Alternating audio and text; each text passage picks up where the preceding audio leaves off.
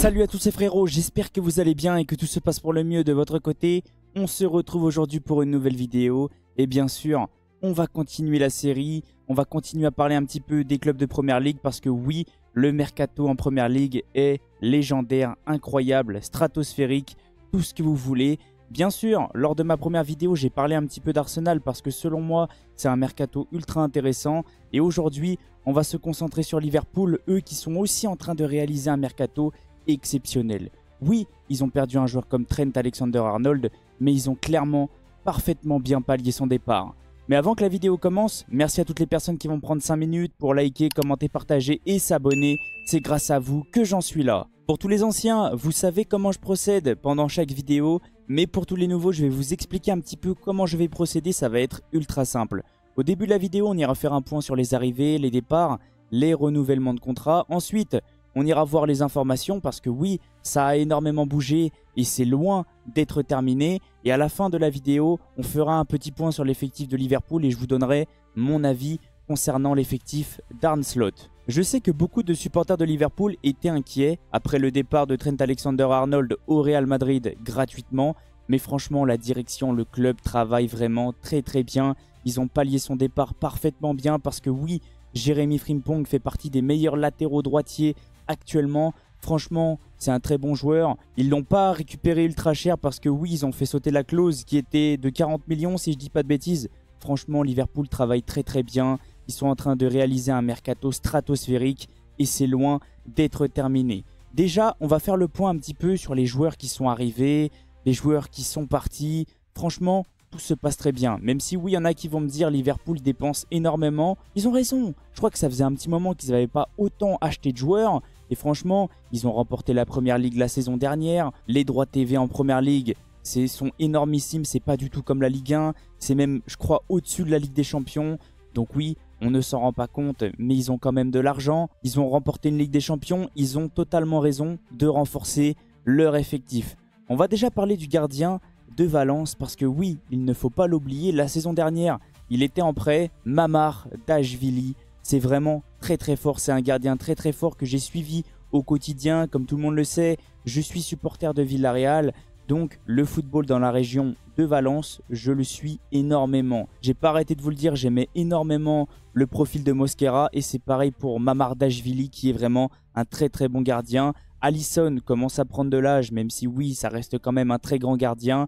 Liverpool est tranquille, ils ont un gardien qui est juste derrière et qui va pouvoir reprendre la relève de Alisson. Donc je m'inquiète absolument pas pour la suite à Liverpool. Et bien sûr, ils ont vendu Kelleher 21 millions à Brentford. Franchement, c'est très bien géré. Alors oui, ça restait quand même un très bon gardien. Mais maintenant que Mamardashvili est arrivé au club, ils étaient clairement obligés de le faire partir parce que je pense que lui aussi avait envie de jouer. Au niveau de Chiesa, je ne vais pas en parler parce que ça remonte un petit peu. Et cette saison, c'était un petit peu compliqué. Mais ils ont fait venir Frimpong. Il n'y a pas écrit le montant, mais c'est 40 millions. La valeur marchande était de 40 millions. Ils ont fait aussi venir Florian Wirtz. Alors, je crois que Liverpool a littéralement dépouillé le Bayer Leverkusen. Bon courage à eux pour pouvoir se renforcer. Parce que Frimpong et Wirtz, c'était quand même des atouts de taille pour les Leverkusen, et là ils vont faire vraiment très mal à Liverpool. Pour moi, ça sera probablement la plus grosse recrue de ce mercato là. Alors peut-être qu'il va y avoir un Isaac ou autre très prochainement. Pour le moment, je ne me prononce pas, mais pour moi Wirtz reste le plus gros transfert de ce mercato estival. Ils ont fait venir Kerkez, je crois, pour 30 millions. Aussi très bon move parce que eux, ils avaient besoin de se renforcer au niveau des latéraux. À droite, parce que Arnold est parti, ils l'ont fait avec l'arrivée de Frimpong. Et à gauche, Robertson commence à prendre de l'âge. Ils l'ont fait avec Kerkez. Freddy Woodman, alors je le connais absolument pas. N'hésitez pas à me dire qu'est-ce que ça donne. Alors c'est un gardien, bah voilà. Ils ont pris un troisième gardien. Peut-être un bon move. N'hésitez pas à me dire si vous le connaissez dans les commentaires. Et on va parler aussi de Hugo Ekitike. Je vais pas le critiquer et ça je vous l'ai déjà dit. Mais j'ai énormément d'attentes. J'aimerais voir qu'est-ce que ça va donner parce que pour moi, il a une valeur marchande de 71 millions. Mais pourquoi il est passé de 20 millions quand il est parti du Paris Saint-Germain à 71 millions à Francfort? Qu'est-ce qu'il a fait pour que sa valeur marchande augmente autant? N'hésitez pas à me dire si vous avez suivi la Bundesliga. Peut-être que Liverpool a fait un move exceptionnel et qui va nous faire une saison stratosphérique avec une vingtaine voire une trentaine de buts, peut-être, pourquoi pas. Moi, j'enterre rien, je ferme pas la porte. On verra ce que ça va donner. J'espère sincèrement qu'il va réussir à s'imposer dans un collectif comme ça. Et j'espère surtout qu'il va pas avoir une sorte de pression comme Kolo Muani avec le prix de son transfert. Ça risque d'être compliqué. J'espère que des joueurs comme Van Dijk ou même Konaté vont réussir à l'intégrer dans le groupe. Et j'ai l'impression qu'il s'intègre déjà très bien parce qu'il discute avec tout le monde. Franchement, j'espère que ça va bien se passer pour lui. Et je lui souhaite que du bon du côté de Liverpool. Au niveau des départs, ils ont fait partir Quensa. Alors sincèrement, je savais absolument pas. Ils l'ont fait partir à Leverkusen. Peut-être un accord avec Frimpong et Wirtz. 35 millions, très bien vendu parce que comme on peut le voir, valeur marchande 22 millions, très bien géré. Comme je vous ai dit, ils ont fait partir Keller 21 millions. Alors je savais pas que Arnold c'était 10 millions. N'hésitez pas à me reprendre, je croyais que c'était gratuit. Peut-être que le Real l'a fait venir un peu plus tôt, mais quand même, comme on peut le voir, au niveau de la valeur marchande, 72 millions, ils se sont fait un petit peu avoir. Mais entre guillemets, ils ont réussi à faire venir Frimpong. Donc c'est pas non plus la catastrophe. Et ils ont vendu Keller à Brentford, 21 millions. Donc franchement, la gestion à Liverpool est pour moi impeccable. Il y avait vraiment du boulot dans cet effectif et j'ai l'impression que Liverpool a quelque chose en tête. Quoi? Je ne sais pas. Peut-être tout rafler, peut-être aller chercher la Ligue des Champions. Franchement, avec un effectif comme ça, ils sont capables de tout. Mais comme j'ai pas arrêté de vous le dire, la Première Ligue reste un championnat ultra compliqué. Pour moi, c'est une Ligue des Champions à l'année. Il n'y a que des grosses équipes. Même les promus sont en train de se renforcer. Des équipes comme Sunderland avec peut-être une arrivée de Xhaka. Franchement, ça va être un championnat exceptionnel. Arsenal s'est renforcé, Liverpool s'est renforcé, City s'est renforcé, Tottenham s'est renforcé, Chelsea aussi, Manchester United. Ça va être un très gros championnat. Donc même si ils ont un gros effectif, attention parce que ça peut être quand même compliqué. Maintenant, on va pouvoir se concentrer sur les informations par rapport aux joueurs qui sont déjà arrivés, mais les joueurs qui vont aussi peut-être arriver parce que oui, il y a pas mal d'informations. Donc comme je vous ai dit, Kerkez est arrivé pour 40 millions. Je crois que je vous ai dit 30 millions juste avant. Donc je me reprends et je me corrige. Merci Fabrizio Romano. Jérémy Frimpong, là aussi je me suis trompé. Bon, je me trompe de 5 millions à chaque fois. C'est pas non plus la catastrophe. Mais il est arrivé pour 35 millions. Pour moi, c'est un braquage. Vraiment, parce que je crois que sa valeur marchande est aux alentours des 70 millions. Il en vaut clairement au moins 60, 65, voire 70. Donc franchement, c'est très bien géré. Ils ont parfaitement bien géré le dossier. Et bien sûr, Florian Wirtz, là ils ont cassé la tirelire. Et ils ont eu raison. Parce qu'il manque peut-être ce genre de joueur-là à Liverpool. Un numéro 10 capable de gérer un petit peu, capable de garder le ballon, capable d'organiser un peu le jeu. Oui, il y a Mohamed Salah. Mais franchement, rajouter un joueur comme ça dans cet effectif, ça peut faire que des étincelles du côté de Liverpool. Et bien sûr, on va parler d'Hugo Ekitike parce que oui, pour moi, j'ai beaucoup d'attentes du côté du joueur. J'espère sincèrement qu'il va réussir comme je vous ai dit. J'ai pas envie de lui mettre la pression. Bon, je suis personne, il verra pas la vidéo. J'espère que les gens vont pas non plus lui mettre aussi beaucoup de pression parce que ça reste un jeune joueur. Il a entre guillemets rien prouvé pour le moment.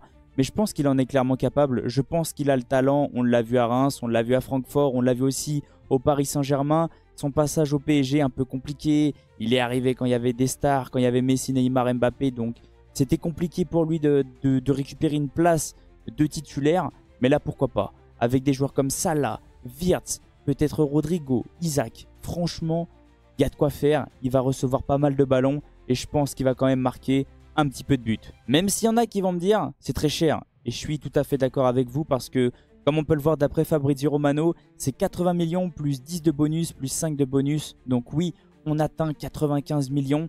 C'est un gros transfert. Je crois que c'est le prix de Randal Kolo Muani au Paris Saint-Germain. Franchement, Francfort vend très bien ses joueurs. Randal Kolo Muani, 95. Hugo Ekitike, 95. Marmouche, 75. Waouh, ils se sont mis bien. J'espère quand même qu'ils vont réussir à se renforcer. Mais déjà financièrement, le club est très bien. Maintenant, on va pouvoir se concentrer aussi sur les informations. Parce que oui, le mercato de Liverpool est loin d'être terminé. Et depuis quelques jours, ça chauffe énormément. Comme on peut le voir, Liverpool va peut-être recruter Isaac. Mais je pense que Liverpool attend de vendre Luis Diaz. Je pense que ça va être un move qui va aller très vite. Une fois que Luis Diaz sera vendu, je pense que Liverpool va directement se jeter sur Isaac. Je crois que le Bayern propose 75 millions max. Ils ont dit qu'ils ne voulaient pas dépasser les 80 millions. Compréhensible quand même parce que ça reste quand même beaucoup, 75 millions. Je pense que le Bayern doit faire aussi attention au niveau du fair play financier, donc c'est totalement compréhensible. Mais si Liverpool arrive à vendre Luis Diaz aux alentours des 75-80 millions, franchement, ils pourront clairement recruter Isak. Alors je crois que Newcastle réclame 120 millions. Newcastle essaye de le prolonger, mais j'ai cru entendre que si Liverpool se positionne sur le joueur, lui a clairement envie d'aller jouer là-bas. Waouh! Franchement, l'effectif de Liverpool, s'ils arrivent à faire venir Isak, même peut-être Rodrigo, parce que oui, c'est loin d'être terminé. Et selon Santi Aouna, Liverpool discute avec l'entourage de Rodrigo. Les Reds n'ont pas encore entamé les discussions avec le Real Madrid. Franchement, je suis en train de me rendre compte de l'effectif que peut avoir Liverpool. En fait, c'est une équipe FUT. J'ai l'impression qu'on est dans FIFA. Ils sont en train de préparer FUT Champ. Non, mais je rigole. Non, mais franchement, imaginez une attaque à gauche, Rodrigo, Salah à droite, en 10, Wirtz, en 9, Isak. Sur le banc, tu peux avoir Ekitike. Derrière, il y a encore Gakpo. Il y a aussi McAllister, Gravenberch. Sur les côtés, Kerkez, Robertson, Frimpong avec une charnière Konaté. J'arrive même plus à parler. Van Dijk. Et au but, tu as Alisson et Mamardashvili en numéro 2. Franchement, l'effectif de Liverpool peut être légendaire, stratosphérique. Je pense qu'ils vont faire peur à tout le monde. Par contre, j'aimerais quand même vous dire un petit truc. Faites bien attention. C'est loin d'être fait. Ils vont peut-être pas tout prendre parce qu'à chaque fois qu'une équipe aligne que des stars, des fois c'est possible de se faire surprendre. Des fois c'est possible que la première année, l'équipe ait du mal, que le système ait du mal à se mettre en place. Faudra pas non plus tomber sur Arne Slot si ça se met pas en place tout de suite. Mais franchement, si ça se met en place tout de suite, je pense qu'avec un effectif comme ça, ils peuvent clairement tout raser. Maintenant qu'on a fait le point un petit peu sur les informations et sur les joueurs qui sont arrivés et les joueurs qui vont peut-être arriver, on va pouvoir faire un petit peu le point sur l'effectif de Liverpool.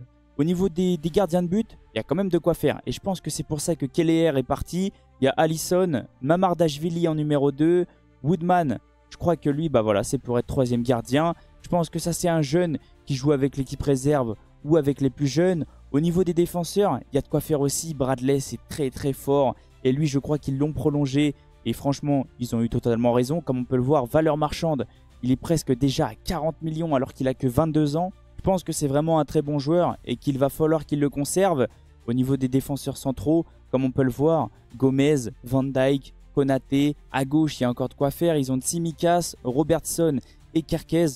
Je pense sincèrement qu'il y en a un qui va partir. Je pense que ça va être Tsimikas qui va quitter Liverpool. Frimpong est là. Il est capable de jouer défenseur droit, mais aussi ailier. C'est un joueur qui était ultra offensif sous Xabi Alonso à Leverkusen. Donc faut pas non plus dire que c'est que un défenseur droit. Je pense sincèrement qu'il est capable de jouer à droite. Si Salah venait à se blesser, pourquoi pas mettre Frimpong? Parce que même offensivement, c'est un joueur qui est ultra dangereux. Et comme on peut le voir, valeur marchande, 61 millions, pareil pour Kerkez. Donc ça reste aussi, entre guillemets, un petit braquage. Franchement, il était dans une équipe ultra intéressante la saison dernière. Il y avait de quoi faire défensivement à Bournemouth. Kerkez, Huyssen, peut-être Zabarni qui va arriver au Paris Saint-Germain. Bournemouth est en train de se faire dépouiller. Mais franchement, il récupère quand même pas mal d'argent. Au niveau du milieu, il y a de quoi faire. McAllister, Curtis Jones, que j'aime énormément. Et que franchement, je trouve que c'est un joueur ultra intéressant. Il est capable de jouer titulaire, mais aussi il est capable d'être très très bon en super sub. Gravenberch, on va pas en parler, c'est ultra solide. Tout ça, c'est des jeunes, mais ultra intéressants aussi. Alors Endo, peut-être qu'il va partir. N'hésitez pas à me reprendre, mais il joue très très peu. Et je pense qu'il va partir. Elliott, il faut absolument qu'il le conserve, parce que c'est aussi un très très bon joueur. Centre de formation ultra intéressant en super sub. Wirtz, bien sûr les gars, 135 millions. Alors ça, je pense que c'est un jeune Tyler Morton, mais je crois aussi qu'il est très très intéressant. Szoboszlai, faut conserver. Et lui aussi, je l'avais oublié. Parce que si Wirtz est titulaire avec Rodrigo, Isak, Ekitike, tout ce que vous voulez, il y a aussi Szoboszlai sur le banc. C'est une dinguerie. Je pense qu'on ne se rend pas compte. Je pense que Chiesa va partir, mais ça, ce n'est que mon avis. Peut-être que je me trompe. Salah, bien sûr, beaucoup trop fort. Alors oui, il a déjà 33 ans. Mais je vais pas non plus m'attarder dessus, tout le monde le connaît, valeur marchande de 40 millions alors qu'il a bientôt 35 ans. Franchement, ce joueur-là est beaucoup trop fort. Luis Diaz va peut-être partir. Ça, je crois que c'est un jeune, mais déjà valeur marchande de 18 millions. Donc c'est peut-être un prospect. Gakpo, pareil. Les gars, il faut se rendre compte qu'il y aura peut-être Gakpo sur le banc. Hugo Ekitike qui vient d'arriver. Et je pense qu'ils vont essayer de vendre Darwin Nunez et Luis Diaz pour pourquoi pas aller chercher Rodrigo et Isaac. Et vous inquiétez pas, vu que je parle de Liverpool, bien sûr que je ne l'ai pas oublié. Je vais parler un petit peu de Diogo Jota. C'est très compliqué pour moi de mon côté de parler de ce genre de truc-là parce que j'ai pas envie de dire un truc qu'il ne faut pas. Mais grosse force à sa famille, grosse force au club de Liverpool. On a vécu un truc horrible il y a un mois. Je crois que ça fait déjà un mois. C'est passé ultra vite. Mais franchement, que lui et son frère reposent en paix. Je vais pas arrêter de me répéter à chaque fois que je vais parler de Liverpool. Mais c'est vraiment très compliqué. En tout cas, n'hésitez pas à me dire qu'est-ce que vous ressentez du mercato de Liverpool. Qu'est-ce que vous avez ressenti de la vidéo. N'hésitez pas à me rajouter des trucs dans les commentaires. Si j'ai oublié des choses selon vous. Bien sûr, comme j'ai pas arrêté de vous dire, même vous m'apprenez plein de choses. En tout cas, je vais vous laisser sur ça. Merci à toutes les personnes qui vont liker, commenter, partager et s'abonner. C'est grâce à vous que j'en suis là.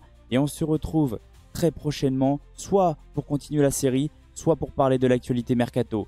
Passez une excellente journée ou une excellente soirée en fonction de quand vous allez regarder la vidéo. Et on se retrouve très vite. Ciao les potes!